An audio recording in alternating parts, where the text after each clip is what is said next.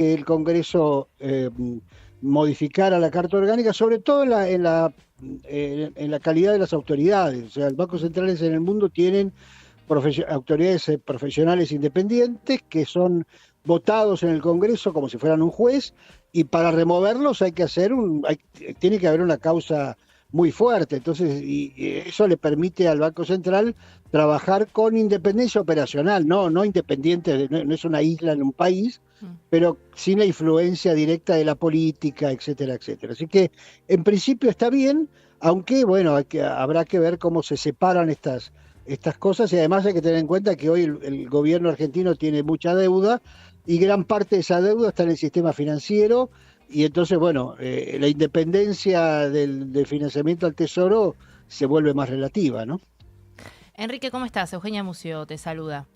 ¿Qué Respec- tal, Eugenia? ¿Cómo estás? Respecto de esto, ¿no? Del financiamiento al Tesoro, lo que Sí, propone Javier Milei es eliminar de cuajo básicamente la posibilidad de sí. financiar efectivamente al Tesoro. Esto ocurre, según estábamos charlando más temprano, ocurre en otros países de la región que también tienen Ujú. prohibido o tienen prohibido con Sí. algún tope. ¿Vos podés contarnos un poco y quizás cómo funciona en otros países esta prohibición Ujú. y si Argentina es efectivamente un candidato para justamente no tener esa herramienta a disposición?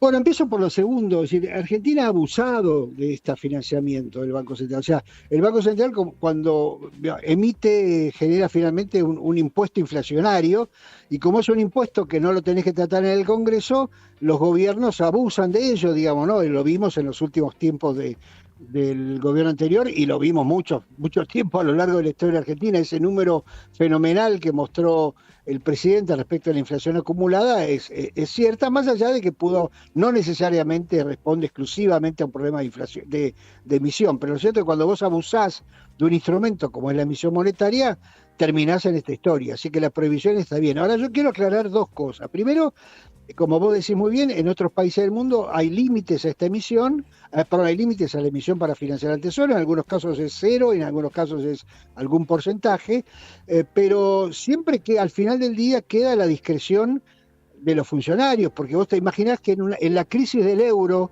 del 2008-2009, el Banco Central Europeo tiene prohibido financiar a los países, Mm, pero Mario Draghi, el presidente del Banco Central, tuvo que financiar a los países porque si no quebraba el euro. claro. Bueno, y lo tuvo que hacer, y no fue preso, lo llevaron en andas, digamos.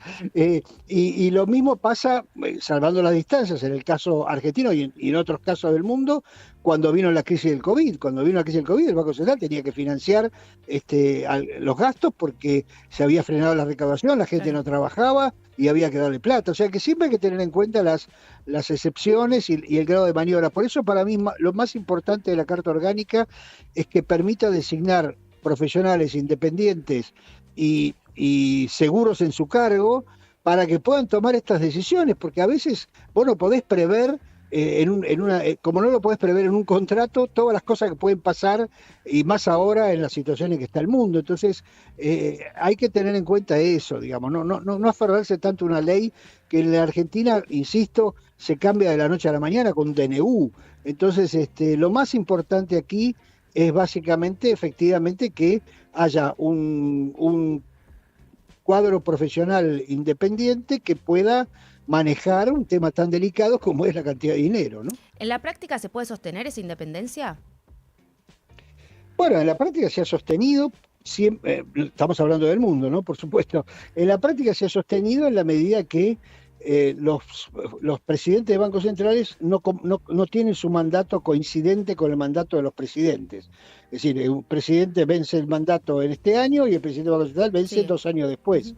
Eso pasa en Estados Unidos. Decía, vos fíjate toda la presión que tuvo, para usar un ejemplo, el presidente de la Reserva Federal, que Jeremy Powell, que fue el anterior, Mm. de parte del gobierno de Trump para que bajara la tasa de interés, y no lo hicieron porque, bueno, estaban seguros en su puesto y sabían que eso era lo mejor para el país, independientemente que estuvieran de acuerdo, estuvieran acertados o no, ¿no es cierto? Y lo mismo pasa ahora, así que en la práctica el presidente del Banco Central de Brasil, el presidente del Banco Central de Perú tiene más todavía, porque además está en la Constitución, eh, todos han tenido, y como mencioné antes, el Banco Central Europeo, todos han tenido la independencia necesaria, pero otra vez, siempre pensando en el contexto, digamos, no están aislados en una caja de cristal y no saben lo que pasa en el Claro. país, y además cada uno de ellos tiene también, más allá de que sean profesionales, tiene su ideología, o sea, si lo designa a alguien, tiene su corazoncito, pero lo importante es que tenga la responsabilidad profesional y la capacidad de distinguir, insisto, cuando una crisis te requiere hacer alguna cosa que no es exactamente la que vos querrías hacer, ¿no? Y en ese sentido, esto de la limitación de la función del Banco Central a esto de preservar el valor de la moneda, Sí. ¿es positivo? ¿Tiene alguna contra? No, es positivo, pero es una declaración de principios, porque en el fondo, ¿qué es preservar el valor de la moneda? 30% de inflación es preservarlo, 0% es preservarlo, 15% es preservarlo. Estás diciendo al Banco Central, mira, cuidá lo de la tasa de inflación, que no se te dispare, y además, en otros países del mundo, no sé si lo dirá o no la Carta Orgánica, una vez por año o una vez cada 6 meses, el presidente del Banco Central va al Congreso Sí. y explica si está cumpliendo o no con el mandato de estabilizar la tasa de inflación, ¿no es cierto? Y explica por qué no, o explica qué va a hacer para diferenciarlo. Vos fíjate que en ese contexto, el presidente del Banco Central, o el directorio, si querés, son los únicos que tienen criterio de éxito en un gobierno. Porque cuando yo te pregunto, ¿cuál es el criterio de éxito de un ministro de salud? Si vos le preguntas, hoy yo tengo que preguntarte, ¿fue exitosa la gestión del ministro de Salud X? No importa la persona, no estoy personalizando, sino dando un ejemplo.